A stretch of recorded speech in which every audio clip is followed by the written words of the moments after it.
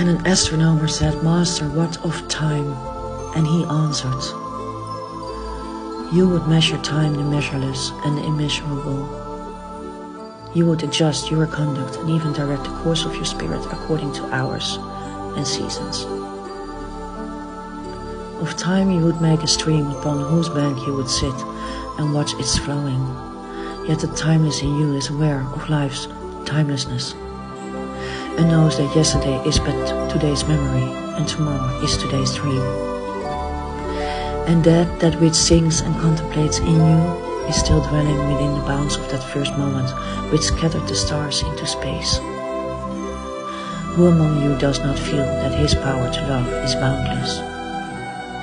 And yet who does not feel that very love, though boundless, encompassed within the center of his being, and moving not from love thought to love thought, nor from love deeds to other love deeds?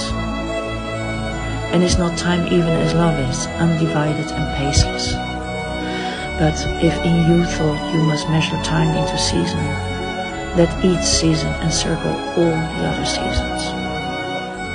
And let today embrace the past with remembrance and the future with longing.